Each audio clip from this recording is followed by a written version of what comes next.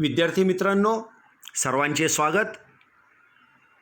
इयत्ता 12वी भूगोलाच्या प्रकरण क्रमांक 3 या प्रकरणातील भूमी उपयोजन या विभागाबद्दल आज आपण आपल्या ई कंटेंटमध्ये सविस्तर चर्चा करणार आहोत.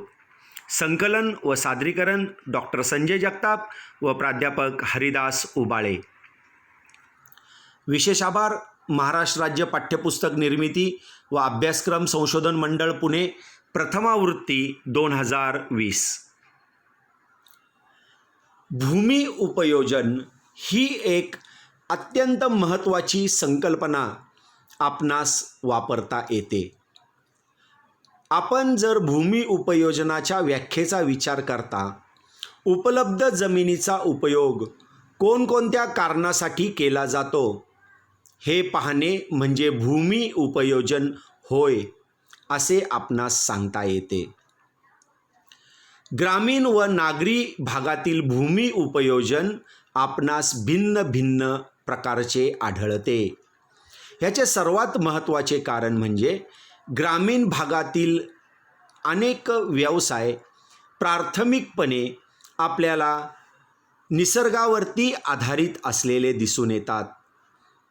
या व्यवसायांमध्ये शेती व्यवसायाच्या बद्दल आपणास सविस्तर माहिती करून घेता येते. प्रामुख्याने ग्रामीण भागाची अर्थव्यवस्था शेतीप्रधान किंवा कृषीप्रधान असल्याने ग्रामीण भागातील भूमी उपयोजनाचा बराचसा भाग हा शेती व्यवसायाशी निगडीत असतो असे आपणास सांगता येते.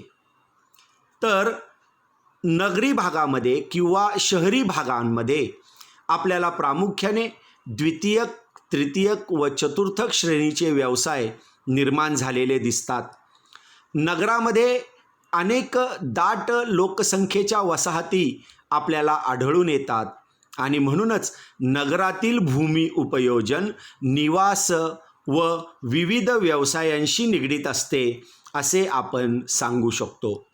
भूमी अभिलेख कार्यालयाने भूमी उपयोजनाचे वर्गीकरण ग्रामीण व नागरी भूमी उपयोजन अशा 2 गटात केले आहे. चला आता आपण ग्रामीण भूमी उपयोजनाबद्दलची सविस्तर माहिती करून घेऊया. ग्रामीण भूमी उपयोजनामध्ये प्रामुख्याने वनाखालील असलेले क्षेत्र म्हणजेच जंगलव्याप्त क्षेत्र हे एक भूमी उपयोजनाचा महत्त्वाचा भाग या ठिकाणी मानलं जातं. ग्रामीण भूमी उपयोजनामध्ये दुसरा जो वर्ग आपल्याला पाहता येतो त्याला म्हणलं जातं बिगर शेती भूमी उपयोजन. बिगर शेती भूमी उपयोजनामध्ये ग्रामीण भागातील शेतकरी शेतमजुरांच्या वसाहती तसेच या गावामध्ये निर्माण झालेल्या पायाभूत सुविधा म्हणजेच रस्ते, रेल्वे, कालवे इत्यादी, या गावामध्ये उद्योगधंदे आणि या गावांमध्ये निर्माण झालेली जीवनावश्यक वस्तूंची दुकाने, किराणा मालाची दुकाने, सोन्या चांदीची दुकाने, टेलरची दुकाने व इतर अनेक दुकानदारांचा समावेश या वर्गात आपल्याला झालेला पाहता येतो. परंतु आजच्या ह्या 21व्या शतकात ग्रामीण भागामध्ये सुद्धा आज आपल्याला द्वितीयक व तृतीयक व्यवसायामध्ये निश्चितपणे वाढ झालेली पाहता येते मित्रांनो. आणि म्हणून या द्वितीयक व तृतीयक व्यवसायात होणाऱ्या वृद्धीनुसार या क्षेत्रामध्ये सुद्धा उपयोजनात निश्चितपणे वाढ होत आहे असे आपण सांगू शकतो. ग्रामीण भूमी उपयोजनामध्ये तिसरा वर्ग नापीक व अनुत्पादक ओसाड जमीन. ही जमीन म्हणजेच काय असते की ज्या ठिकाणी शेतीचं कोणत्याही पद्धतीचं उत्पादन आपल्याला घेतलेलं दिसून येत नाही, अशी कोणती जमीन असते? गावामधील उंच सखल डोंगराळ भूमी, ओसाड वाळवंट, ओबडधोबड भूमी की जी जमीन कृषी व्यवसायाखाली कोणतेही तंत्र वापरून आणता येत नाही, त्या जमिनीस किंवा त्या भूमी उपयोजनास ओसाड अनुत्पादक भूमी असे त्या ठिकाणी म्हणले जाते. चौथा वर्ग आपल्याला पाहता येतो कायमस्वरूपी चराऊ व गायरान जमीन. प्रामुख्याने ग्रामीण भागातील शेतकरी आपल्याला शेतीबरोबर पूरक व्यवसाय म्हणून वेगवेगळी गुळे आपल्याला त्या ठिकाणी पाळलेली दिसतात. या गुरांमध्ये गाई, म्हशी, शेळ्या, मेंढ्या आपल्याला पाहता येतात. आणि म्हणूनच गायरान किंवा चराऊ जमीन ही प्रामुख्याने ग्रामपंचायतीच्या किंवा शासनाच्या मालकीची असते, की ज्या जमिनीवरती आपल्याला त्या ठिकाणी चराऊ कुर्ण निर्माण झालेली दिसतात व शेतकऱ्यांकडून थोड्याशा पैशाच्या मोबदल्यामध्ये त्यांच्या जनावरांच्या चाऱ्याचा प्रश्न अशा भागामध्ये आपल्याला मिटलेला दिसून येतो. आणि म्हणूनच ग्रामपंचायतीच्या मालकीची जमीन पंचायतीच्या सार्वजनिक मिळकतीचे साधन असते असं आपण त्या ठिकाणी सांगू शकतो. पुढचा जो वर्ग आपल्याला पाहता येतो त्याला म्हणलं जातं किरकोळ वृक्ष, पिके व वनराई जमीन. यामध्ये काही शेतकरी आपल्या शेतामध्ये फळबागा आपल्याला लावलेल्या दिसतात. फुलझाडं त्या ठिकाणी आपल्याला लावलेली दिसतात. उदाहरणार्थ त्या ठिकाणी आंब्याची बाग लावलेली आहे, त्या ठिकाणी तुम्ही संत्र्याची बाग लावलेली आहे, त्या ठिकाणी झेंडूच्या फुलांचं उत्पादन तुम्ही काढताय. यामध्ये आपल्याला अशा पद्धतीची जमीन ही किरकोळ वृक्ष पिके व वनराई जमिनीच्या अंतर्गत आपल्याला पाहता येते. परंतु यातील बहुतेक जमीन ही खाजगी मालकीची आपल्याला पाहता येते.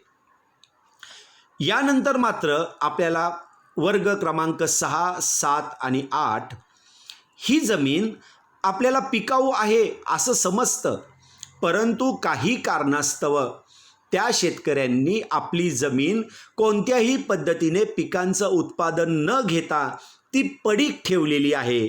आणि म्हणूनच त्या घटकेवर आधारित आपल्याला वर्ग क्रमांक 6 पाहता येतो, पिकाऊ परंतु अनुत्पादक जमीन. आता कोणती जमीन असते ही? यामध्ये 5 वर्षापेक्षा अधिक काळ पडीक असलेली कोणतीही जमीन, लागवडीखाली न आलेली जमीन याचा आपल्याला समावेश झालेला दिसतो. बघा विद्यार्थी मित्रांनो, गावातील एखादा शेतकरी जर काही काळ म्हणजे किती काळ तर 5 वर्षापेक्षा अधिक काळ जर तो एखाद्या शहरामध्ये गेला, त्या ठिकाणी त्याने रोजगार प्राप्त केला आणि तो शहरामध्ये त्या ठिकाणी राहिला 5-6 वर्षापर्यंत जर त्याने त्याच्या स्वतःच्या जमिनीवरती कोणत्याही पद्धतीने पिकांचं उत्पादन काढलं नाही तर त्या जमिनीचा अंतर्भाव हा पिकाऊ अनुत्पादक जमिनीच्या मध्ये आपल्याला केला गेलेला दिसून येतो. परंतु नंतर जर हा शेतकरी त्या ठिकाणी आपल्या मूळ गावी परत आला तर त्यावेळेला ही जमीन कोणत्याही वेळेस भर घालून किंवा तिची गुणवत्ता वाढून म्हणजे तिच्यामध्ये खतांची मात्रा देऊन, सुधारित बी बियाणांचा वापर करून, जंतुनाशकं आणि कीटकनाशकांचा वापर करून, जलसिंचनाच्या साधनांची सुगमता निर्माण करून परत एकदा ती लागवडीखाली आणता येणं शक्य असतं. अशा पद्धतीच्या जमिनींना पिकाऊ अनुत्पादक जमीन असं त्या ठिकाणी संबोधलं जातं. याच वर्गामधील 7वा मुद्दा आपल्याला सांगता येतो चालू पडीक जमीन. ज्या ठिकाणी 1 वर्ष किंवा त्यापेक्षा कमी काळ लागवडीखाली नसलेली जमीन या क्षेत्रामध्ये आपल्याला आलेली दिसून येते. काही शेतकरी जाणीवपूर्वक आपली शेत जमीन पड ठेवण्याची पद्धती या ठिकाणी आपल्याला वापरलेली दिसतात. म्हणजे थोडक्यात शेतीमधून कायमस्वरूपी ज्या वेळेला आपण पिकांचं उत्पादन काढतो त्यावेळेला त्या ठिकाणी त्या शेतीला कुठेतरी विश्रांती मिळावी म्हणून त्या ठिकाणी काही काळ म्हणजे किती काळ 1 वर्ष किंवा त्यापेक्षा कमी काळ शेतकरी आपल्या जमिनीमधून कोणत्याही पद्धतीचं पिकांचं उत्पादन घेत नाही. आणि म्हणून अशा पद्धतीच्या जमिनीला चालू पडीक जमीन असं त्या ठिकाणी म्हणलं जातं. आता या पद्धतीमुळे या ठिकाणी शेतकऱ्यांची अशी संकल्पना असते किंवा ते कारण अगदी महत्त्वाचं आहे की अशामुळे जमिनीचा कस हा नैसर्गिकरित्या पुन्हा वाढतो आणि त्याचबरोबर जमिनीच्या सुपीकतेमध्ये सुद्धा आपल्याला वाढ झालेली दिसून येते. विद्यार्थी मित्रांनो, याच वर्गातील पुढचा वर्ग 8 नंबर चालू पड जमीन. ही सुद्धा लागवडीयोग्य जमीन असते. जी जमीन 1 वर्षापेक्षा जास्त परंतु 5 वर्षापेक्षा कमी काळ आपल्याला पडीक राहिलेली दिसून येते. परंतु कोणत्याही लागवडीयोग्य जमिनीचा विचार करता जर ती जमीन 5 वर्षापेक्षा जास्त काळ पडीक राहिल्यास ती लागवडी योग्य अनुत्पादक जमिनीच्या वर्गामध्ये आपल्याला मोडलेली दिसून येते. ग्रामीण भूमी उपयोजनानंतर आपल्याला नागरी भूमी उपयोजनाबद्दलची माहिती या ठिकाणी करून घ्यायची आहे.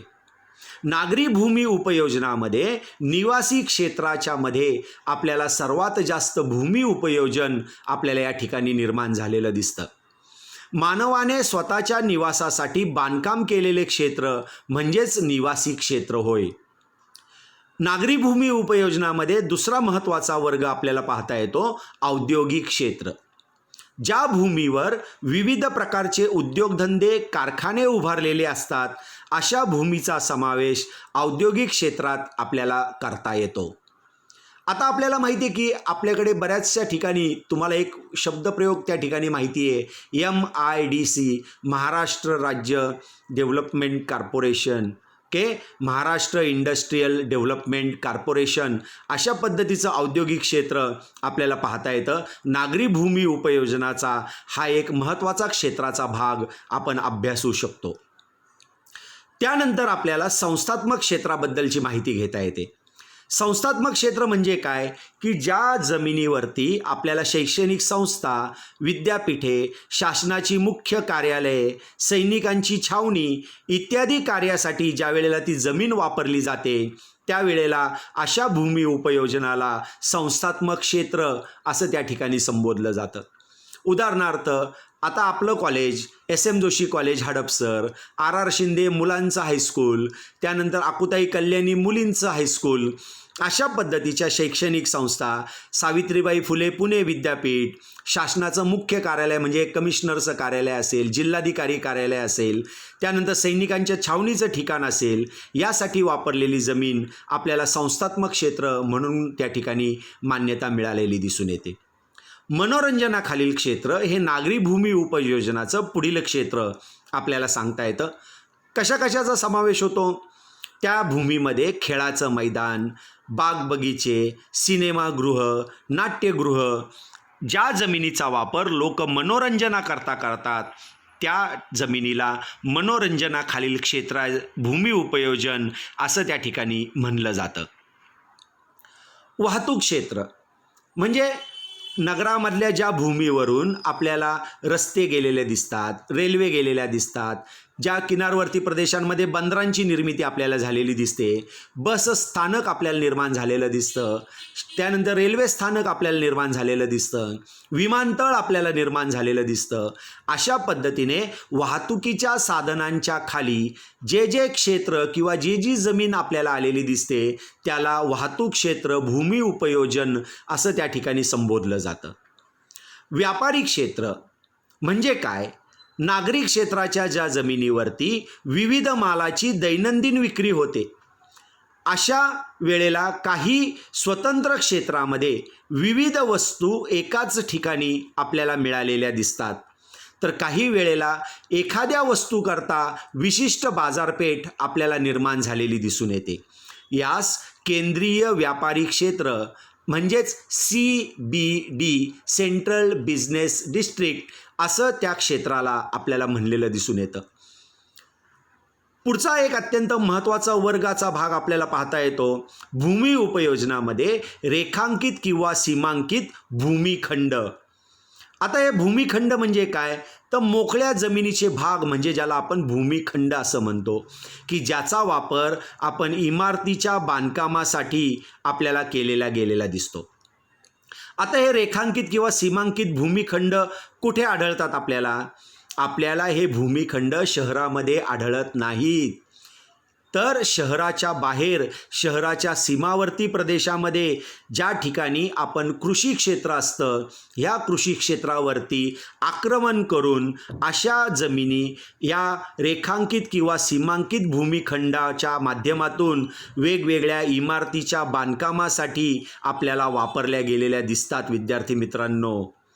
त्यानंतर संमिश्र भूमी उपयोजन म्हणजे काय? या ठिकाणी एकाच प्रकारातील भूमीचा वापर वेगवेगळ्या प्रकारच्या कार्यासाठी आपल्याला केला गेलेला दिसतो. यालाच संमिश्र भूमी उपयोजन असं त्या ठिकाणी म्हणलं जातं. उदाहरणार्थ माळवाडीचा भाग आपण जर पाहिला तर हडपसरमधील माळवाडीमध्ये आपल्याला वेगवेगळ्या लोकांच्या वसाहती या ठिकाणी निर्माण झालेले दिसतात, घरं निर्माण झालेली दिसतात. आर शिंदे मुलांचे हायस्कूल, आकुताई कल्याणी मुलींचं हायस्कूल, SM जोशी कॉलेज, अशा पद्धतीने शाळा, कॉलेज, महाविद्यालये पाहायला मिळतात. त्यानंतर आपल्याला साने गुरुजी यासारखा दवाखाना त्या ठिकाणी पाहायला मिळतो. वेगवेगळी दुकानं आपल्याला त्या ठिकाणी पाहता येतात. थोड्याफार प्रमाणावरती औद्योगिक क्षेत्र, वेगवेगळ्या पद्धतीचे व्यवसाय आपल्याला एकाच भूमीच्या अंतर्गत त्या त्या प्रदेशामध्ये आपल्याला संमिश्रपणे निर्माण झालेले दिसतात. आणि म्हणून अशा भूमीच्या वापराला संमिश्र भूमी उपयोजन असं त्या ठिकाणी आपल्याला म्हणलेलं दिसतं. आता बऱ्याच वेळेला आपण भूमी उपयोजन आणि भूमी आच्छादन हे दोन्ही शब्द एकाच अर्थाने आपण त्या ठिकाणी वापरलेले पाहतो. परंतु विद्यार्थी मित्रांनो, भूमी उपयोजन आणि भूमी आच्छादन हे दोन्हीही संकल्पना आपल्याला वेगवेगळ्या असलेल्या दिसतात. चला या संकल्पनेबद्दल आपण थोडक्यात माहिती घेऊया. भूमी उपयोजन म्हणजे काय? तर मानवाने भूमीचा वापर कोणत्या कामासाठी केला आहे त्यास भूमी उपयोजन असे म्हणले जाते. आत्ताच आपण ग्रामीण भूमी उपयोजन आणि नागरी किंवा शहरी भूमी उपयोजन पाहिलं, त्या संदर्भात हा मुद्दा आपण या ठिकाणी पाहू शकतो. तर भूमी आच्छादन म्हणजे काय? तर भूमीवर आढळणारे प्राकृतिक किंवा नैसर्गिक घटक म्हणजेच भूमी आच्छादन होय, असं आपण त्या ठिकाणी सांगू शकतो.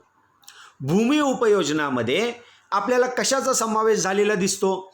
त्या ठिकाणची जमीन ही शेतीकरता, वेगवेगळ्या उद्योगांकरता, तेथे चालणाऱ्या व्यापाराकरता, वाहतुकीच्या साधनांच्या सुगमतेकरता, निवासाकरता म्हणजे घरांच्या बांधणीकरता, मनोरंजनाकरता आपल्याला वापरली गेलेली दिसून येते.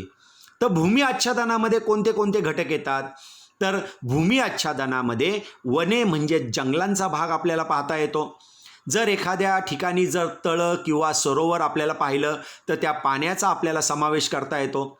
हिमाच्छादित प्रदेशामधील बर्फाचा आपल्याला समावेश करता येतो. पर्वतीय प्रदेशामधील खडकांचा आपल्याला समावेश करता येतो. तर वाळवंटी प्रदेशामध्ये अथांग पसरलेल्या वाळूचा आपल्याला भूमी आच्छादनामध्ये समावेश करता येतो. भूमी उपयोजन हे भूमीच्या गुणधर्माशी आपल्याला निगडीत असलेलं पाहता येतं. आता म्हणजेच काय? तर एखादी जमीन ही जर शेतीयोग्य असेल तर निश्चितपणे त्या ठिकाणी आपल्याला शेतीपूरक किंवा शेतीयोग्य व्यवसाय आपल्याला चालू असलेले दिसून येतात.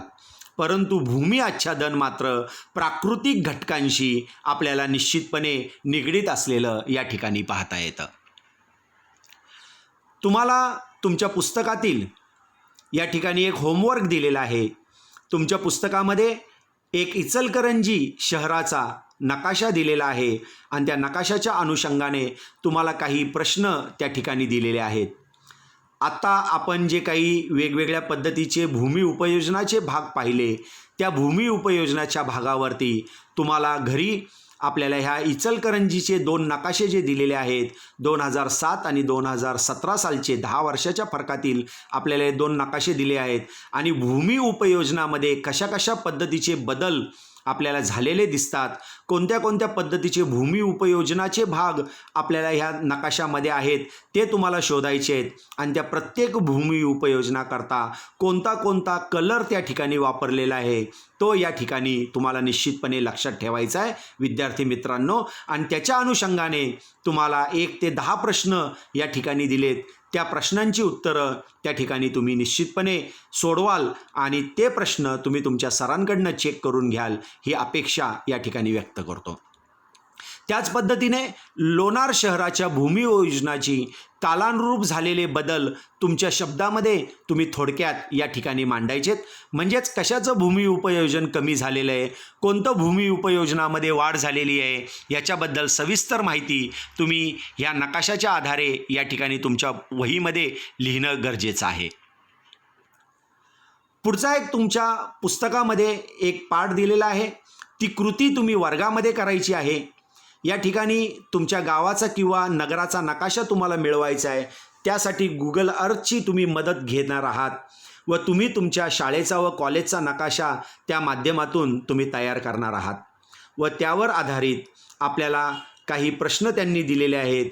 त्या प्रश्नाच्या आधारे तुम्ही या ठिकाणी फील्ड ट्रिप काढायची आहे आणि या ठिकाणी तुमच्या आजूबाजूच्या प्रदेशामध्ये तिथं फिरायचं आहे आणि त्यांनी भूमी उपयोजन आणि सुचवलेले रंग त्या ठिकाणी आपल्याला द्यायचे आहेत. विद्यार्थी मित्रांनो, आता हे कसे काढायचे, गुगल अर्थ मॅप कसा काढायचा, तर तुम्ही सरळ गुगलवरती जाऊन त्या ठिकाणी गुगल मॅप्स ओपन करा आणि गुगल मॅप्स ओपन करून तुम्हाला पाहिजे ते ठिकाण, म्हणजे तुम्ही जर फुरसुंगीमध्ये राहत असाल तर जवळची एखादी खूण आणि फुरसुंगी, हडपसर, पुणे असं लिहा किंवा RR शिंदे मुलांचे हायस्कूल, माळवाडी, हडपसर, पुणे असं लिहा. मगरपट्ट्यात जर तुम्ही राहत असाल तर मगरपट्टा सिटी, हडपसर, पुणे असं लिहा. त्या ठिकाणी तुम्हाला एक नकाशा समोर आलेला दिसतो, परंतु तो नकाशा न वापरता या नकाशाच्या खालच्या बाजूला म्हणजे नैऋत्य कोपऱ्यामध्ये एक छोटा चौकोन तुम्हाला दिसतो, त्याच्यामध्ये सॅटेलाईट इमेज असं त्या ठिकाणी लिहिलेलं असतं. त्या सॅटेलाईट इमेजवरती ज्या वेळेला तुम्ही क्लिक करताल त्यावेळेला असा तो समोर तुमचा नकाशा आपल्याला आलेला दिसून येतो. तर अशा पद्धतीने शिक्षकांच्या मार्गदर्शनाखाली नकाशात दाखवलेल्या परिसरात तुम्ही चालत फिरा व खाली दिलेल्या सूचीनुसार नकाशातील क्षेत्र अधोरेखित करून त्यात तुम्ही रंग भरायचा आहे. हा नकाशा मी आत्ता जरी तुमच्या लॅपटॉपवरती किंवा मोबाईलवरती छोटा दिसत असला तरी त्याची तुम्ही मोठी कॉपी काढू शकता, एनलार्ज कॉपी काढून घेऊन त्या पद्धतीने तुम्ही तो नकाशा वापरू शकता. आता भूमी उपयोजनामध्ये आपल्याला पुढचा एक अत्यंत महत्त्वाचा मुद्दा या ठिकाणी अभ्यास करायचा आहे आणि त्या मुद्द्याला म्हणलं जातं ग्रामीण व नागरी झालर क्षेत्र. याला इंग्लिशमध्ये म्हणलं जातं रुरल अर्बन फ्रिंज झोन.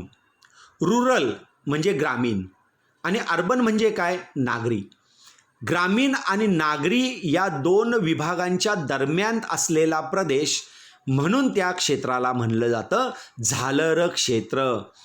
आणि म्हणून या ठिकाणी या दोन्हीमधील संक्रमण क्षेत्र आपल्याला हे झालर क्षेत्र दिसत असल्याने या ग्रामीण शहरांची व नागरी विभागांची ही वैशिष्ट्य एकत्रितपणे आपल्याला या झालर क्षेत्रामध्ये आपल्याला आढळून येतात. नागरी भागाच्या विकासाबरोबर या झालर क्षेत्राचाही विस्तार आपल्याला वाढत जाताना दिसून येतो आणि म्हणून त्यावेळेस याला नागरी विस्तार क्षेत्र असं त्या ठिकाणी संबोधलं जातं. विद्यार्थी मित्रांनो, आता काय काय आहेत या झालर क्षेत्राची वैशिष्ट्य. या भागात ग्रामीण व नागरी दोन्ही प्रकारचे भूमी उपयोजन आपल्याला आढळून येते. म्हणजेच या भागामध्ये शेती व्यवसायही केला जातो, या भागामध्ये उद्योगधंदेही आपल्याला निर्माण झालेले दिसतात, या भागामध्ये वाहतूक व्यवस्थाही निर्माण झालेली दिसून येते आणि म्हणून ग्रामीण व नागरी दोन्ही प्रकारचं भूमी उपयोजन आपल्याला याच्यामध्ये आढळून येतं. या क्षेत्रात दोन प्रकारच्या प्रशासकीय सेवा आढळतात. यातील काही भाग हा ग्रामीण भागामध्ये मोडला जातो, ग्रामपंचायतीच्या माध्यमातून आपल्याला जोडला गेलेला दिसतो आणि या झालर क्षेत्राचा काही भाग शहरांच्या महानगरपालिकेशी आपल्याला जोडला गेलेला दिसून येतो आणि म्हणून या झालर क्षेत्रामध्ये आपल्याला ग्रामपंचायतीच्या माध्यमातूनही काम केलेलं दिसून येतं आणि महानगरपालिकेच्या माध्यमातूनही प्रशासकीय सेवा त्या ठिकाणी प्रदान केलेल्या दिसून येतात. या झालर क्षेत्रामध्ये सोयीसुविधा व वाहतुकीच्या सुविधा आपल्याला कमी दर्जाच्या या ठिकाणी पाहता येतात. कारण की मुख्यत्वे करून हा भाग हा आपल्याला सांगता येतो की हा ग्रामपंचायतीमध्ये पण येत नाही आणि या ठिकाणी आपल्याला शहरी भागाशी पण पूर्णत्वाने जोडला गेला नाही. अशा पद्धतीने मध्यवर्ती असल्यामुळे या ठिकाणी सेवा सुविधा, सोयीसुविधा व वाहतुकीच्या सुविधा अत्यंत कमी दर्जाच्या असतात असं आपण या ठिकाणी निश्चितपणे सांगू शकतो. या क्षेत्रातील जमिनीचे निवासी किंवा औद्योगिक क्षेत्रात नंतरच्या काळात आपल्याला रूपांतर झालेलं दिसतं. बघा, जमिनीचं क्षेत्राचा आपण ज्या वेळेला अभ्यास करतो त्यावेळेला शहरातील जमीन ही अगदी तुटपुंजी आपल्याला पाहता येते, त्याच्यावरती काही लिमिटेशन्स आपल्याला असलेले दिसून येतात. मग अशा वेळेला त्या ठिकाणी नगर किंवा शहर वाढण्याचं एक अत्यंत महत्त्वाचं ठिकाण कोणतं असतं तर हे ग्रामीण व नागरी झालर क्षेत्र आपल्याला पाहता येतं. या झालर क्षेत्राच्या जमिनीवरती आक्रमण केलं जातं. विविध प्रकारच्या उद्योगधंद्यांची निर्मिती आपल्याला या ठिकाणी झालेली दिसते. तसंच या ठिकाणच्या जमिनीचं निवासी क्षेत्रामध्ये रूपांतर आपल्याला निश्चितपणे होतं असं सांगू शकतो. ग्रामीण क्षेत्राचा काही भागच नागरीकरणाने संक्रमित होतो. आता काही ग्रामपंचायतीचा आपण ज्या वेळेला विचार करतो त्यावेळेला या ग्रामपंचायती कुठल्याही शहरांमध्ये किंवा महानगरपालिकेच्या अखत्यारीमध्ये जाण्याकरता आपल्याला मनाई करताना दिसून येतात आणि त्या ठिकाणी ते म्हणतात की आमची ग्रामपंचायत बरी, आणि म्हणून ग्रामीण क्षेत्राचा काही भाग फक्त या ठिकाणी आपल्याला नागरीकरणामुळे संक्रमित झालेला दिसून येतो. येथील ग्रामीण भागाचा वापर निवासासाठी व रोजच्या प्रवासासाठी केला जातो. हे आपल्या सगळ्यांनाच माहिती आहे, कारण की ग्रामीण भागातील बहुसंख्य लोक हे शहरी भागामध्ये रोजगाराकरता आपल्याला येऊन जाऊन करताना दिसतात आणि म्हणून रोजच्या प्रवासाकरता या झालर क्षेत्राचा वापर आपल्याला करताना दिसून येतो. तोच मुद्दा पुढे दिलेला आहे. लोक दररोजच्या कामासाठी नोकरीनिमित्त प्रवास करतात, शहरामध्ये येतात आणि त्या ठिकाणी आपलं रोजगार प्राप्त करताना दिसतात. झालर क्षेत्राच्या किमती शहरांच्या तुलनेत आपल्याला कमी असलेल्या दिसतात. ह्याचं सगळ्यात महत्त्वाचं कारण वरती तुम्हाला पाहता येतं. यामध्ये या झालर क्षेत्रामध्ये सोयी सुविधा व वाहतुकीच्या सुविधांचं प्रमाण आपल्याला कमी असलेलं दिसतं आणि जे आहे ते आपल्याला कमी दर्जाचं असतं. आता काय होतं, या ठिकाणी वाहतुकीच्या सोयींमध्ये पूर्ण चांगले रस्ते आपल्याला पाहायला मिळत नाही. डांबरी रस्त्यांचं कमतरता आपल्याला निर्माण झालेली दिसते. या झालर क्षेत्रामध्ये पिण्याच्या पाण्याचा पुरवठा कुठेतरी बोरिंगच्या माध्यमातून आपल्याला झालेला दिसतो. ग्रामपंचायतीचं पाणी किंवा शहरातलं पाणी पुरवठा या ठिकाणच्या झालर क्षेत्रामध्ये पोहोचू शकत नाही. वीज पुरवठा योग्य पद्धतीने आपल्याला पुरलेला दिसून येत नाही. त्या ठिकाणी ग्रामीण भागाच्या या झालर क्षेत्रामधून ज्यावेळेला आपण शहरी भागामध्ये जातो त्यावेळेला वाहतुकीमध्ये सुद्धा प्रचंड मोठ्या अडथळे आपल्याला निर्माण झालेले दिसतात आणि म्हणून झालर क्षेत्राच्या किमती म्हणजे जमिनीच्या किमती शहराच्या जमिनीच्या किमतीच्या तुलनेत आपल्याला कमी असलेल्या दिसून येतात. विद्यार्थी मित्रांनो, आता या झालर क्षेत्राच्या माध्यमातून आपल्याला अनेक ठिकाणी उपनगरांची निर्मिती आपल्याला झालेली दिसते. मग ही उपनगरं म्हणजे काय? महानगरांच्या सीमांवर लहान लहान आकाराची नगरे किंवा शहरे निर्माण होत असतात. अशा क्षेत्रांना उपनगर असे म्हणले जाते. आणि हे आपल्या सगळ्यांना तुम्हाला माहिती आहे की आपण पुण्याचं जर उपनगरांचा अभ्यास केला तर हिंजवडी, वाकड, कात्रज, चाकण, हडपसर ही सगळी आपले पुण्याची आपल्याला उपनगरं असलेली दिसतात. धनकवडी, बालाजीनगर हे सुद्धा एक महत्त्वाचं उपनगर आपल्याला पुण्याचं उपनगर म्हणून ओळखलेलं दिसून येतं. या ठिकाणी मुंबईची उपनगरं कोणती आहेत तर भांडूप आहे, कल्याण आहे, विरार आहे, वाशी आहे आणि पनवेल आहे.